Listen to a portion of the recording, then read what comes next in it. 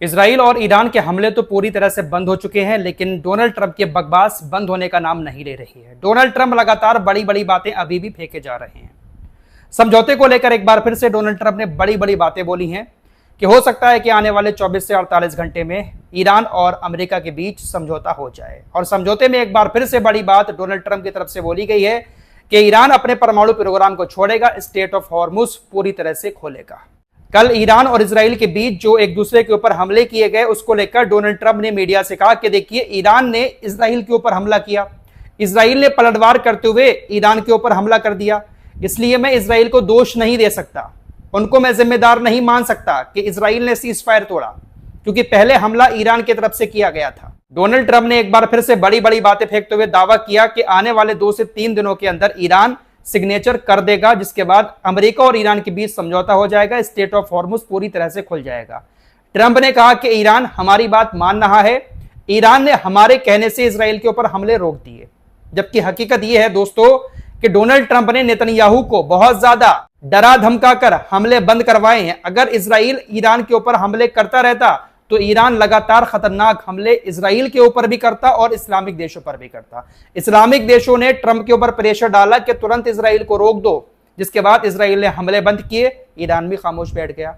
Iran का मकसद साफ है कि अगर आप हमारे ऊपर हमला करोगे तो पलटकर उसका जवाब हमारी तरफ से दिया जाएगा, हम पहले किसी के ऊपर हमला नहीं करेंगे। इजराइल के ऊपर भी हमला ईरान ने इसीलिए किया क्योंकि ईरान ने पहले ही कह दिया था कि लेबनान के ऊपर हमला आपने किया तो हम इजराइल के ऊपर मिसाइलें जरूर दागेंगे। ईरान ने अपना वादा पूरा किया, लेबनान पर इजराइल ने हमला किया, इजराइल पर ईरान ने हमला कर दिया। फिलहाल ट्रंप ने जो दावा किया है कि बहुत जल्द ईरान और अमेरिका के बीच समझौता हो जाएगा, 2 से 3 दिन के अंदर सिग्नेचर हो जाएंगे, ये कोई पहली बार ट्रंप ने दावा नहीं किया है, बल्कि आंकड़े सामने आए हैं। पिछले 4 महीने में तकरीबन 38 बार डोनाल्ड ट्रंप ये बात बोल चुके हैं। CNN की रिपोर्ट के मुताबिक डोनाल्ड ट्रंप ने पिछले 4 महीने में 38 बार ये बात बोली है कि समझौता बिल्कुल करीब है और ईरान हमारी बात मानते हुए समझौते पर सिग्नेचर करने वाला है। लेकिन अभी तक ईरान ने ना इनकी बात मानी है और ना ही ईरान ने समझौते पर सिग्नेचर किए हैं। तो इससे आप अंदाजा लगा सकते हैं कि डोनाल्ड ट्रंप की तरफ से जो बातें दुनिया के सामने रखी जा रही है उसमें कितना बड़ा झूठ है।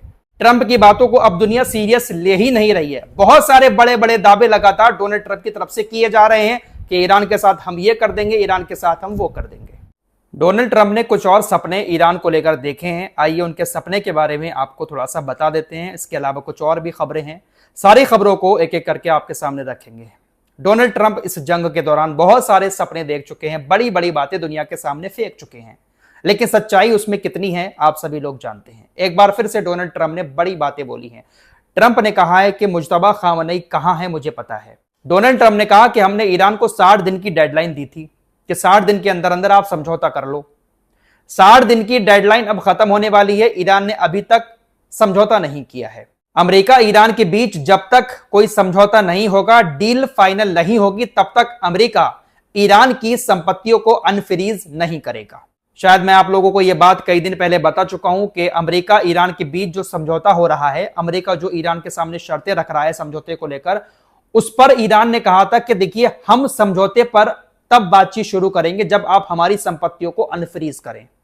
आपने हमारी संपत्तियां जो जब्त कर रखी हैं, जो पैसा आपने जब्त कर रखा है दूसरे देशों की बैंकों में, आप पहले उसको रिलीज करें, अनफ्रीज करें, उसके बाद ही हम समझौते पर बातचीत फाइनल करेंगे। लेकिन ट्रंप ने अब जवाब दिया कि हम तब तक कोई भी पैसा, कोई भी संपत्ति अनफ्रीज नहीं करेंगे जब तक डील फाइनल नहीं हो जाती। खबर तो ऐसी आ रही है कि अमेरिका ईरान का जो पैसा फ्रीज किया हुआ है उसका इस्तेमाल खाड़ी देशों में अपने बुनियादी ढांचे को ठीक करने में कर सकता है। दरअसल अमेरिका ऐसा प्लान बना रहा है कि ईरान ने इस जंग के दौरान खाड़ी देशों में हमारे जो बुनियादी ढांचे को नुकसान पहुंचाया है उसका पुनर्निर्माण करने के लिए ईरान के पैसे का इस्तेमाल किया जाए। ईरान का जो पैसा फ्रीज किया हुआ है उस पैसे के इस्तेमाल से अमेरिका अपने बुनियादी ढांचे को ठीक करने का प्लान मिडिल ईस्ट में बना रहा है। इस तरह का प्लान जब ईरान के सामने आया है तो ईरान के एक अधिकारी ने जवाब देते हुए कहा है कि ईरान की जब्त संपत्तियों का इस्तेमाल करके अरब देशों में अमेरिका अपने बुनियादी ढांचे को दोबारा से बनाने की कोशिश करता है तो हम उस पर फिर से रोक लगा देंगे, यानी हम फिर से उस पर हमला कर देंगे। ईरानी अधिकारी की तरफ से कहा गया कि हम ये उम्मीद लगा रहे हैं कि अगर अमेरिका ऐसा कदम उठाता है खाड़ी देशों के अंदर तो ये तमाम खाड़ी देश अमेरिका को ऐसा करने से रोक देंगे। ईरान के पैसे का इस्तेमाल अगर अमेरिका ने खाड़ी देशों के अंदर अपने ठिकानों को दोबारा से बनाने में किया तो बहुत गलत होगा।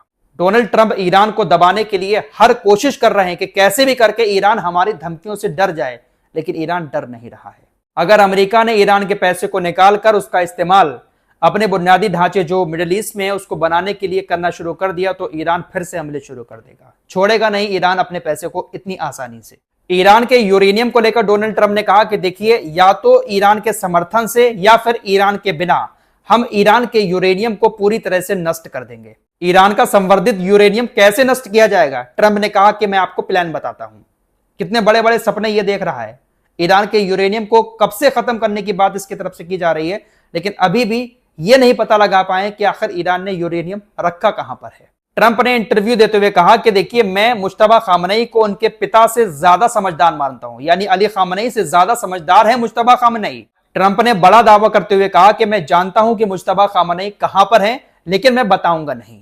बाकी बहुत सारी वही घिसी पिटी बातें डोनाल्ड ट्रंप की तरफ से दोबारा से दोहराई गई हैं कि ईरान के पास न्यूक्लियर हथियार नहीं होगा, हम ईरान के साथ ये करेंगे वो करेंगे, ईरान को हमारी बात माननी होगी। इसी तरह की डायलॉगबाजी एक बार फिर से उनकी तरफ से की गई है, लेकिन जो सबसे बड़ा सपना उनकी तरफ से देखा जा रहा है कि ईरान के समर्थन से या ईरान के बिना ईरान के यूरेनियम को हम नष्ट जरूर करेंगे। पहले पता तो लगा लेंगे कि कहां पर रखा है ईरान ने यूरेनियम। अच्छा, समझौते की इन सारी खबरों के बीच न्यूयॉर्क टाइम्स ने एक बड़ा दावा किया है कि अमेरिका के जो अधिकारी ईरान के साथ समझौते में शामिल हैं, उन अधिकारियों की निगरानी इजराइल ने बढ़ा दी है। इजराइल की जासूसी एजेंसियां अमेरिका के उन अधिकारियों की जासूसी कर रही हैं, उनकी निगरानी कर रही हैं जो अमेरिकी अधिकारी ईरान के साथ समझौते में शामिल हैं। मीडिया रिपोर्ट्स के मुताबिक इजराइल ने स्टीव विटकॉफ, एल्ब्रिज कॉल्बी और माइकल डिमोनो सहित सीनियर अधिकारियों को निशाना बनाया है।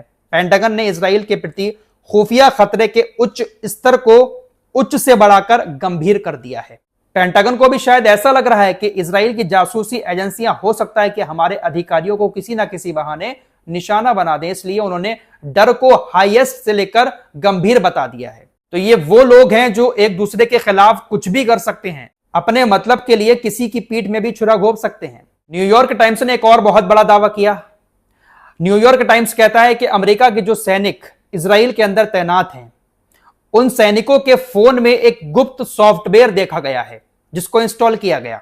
एक ऐसा सॉफ्टवेयर गुप्त तरीके से तमाम अमेरिकी रक्षा कर्मियों के मोबाइल में इंस्टॉल किया गया है जो उनके संचार पर नजर रखता है, जो कम्युनिकेशन होता है उस पर पूरी तरह से नजर रखता है। इस तरह से इजराइल अमेरिकी कर्मचारियों की निगरानी कर रहा है।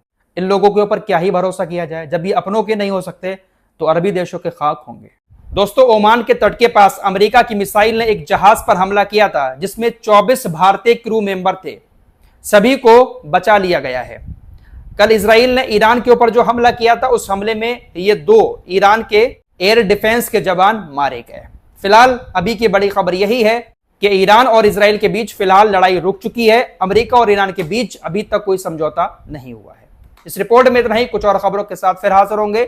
अपना ख्याल रखिएगा। अल्लाह हाफिज।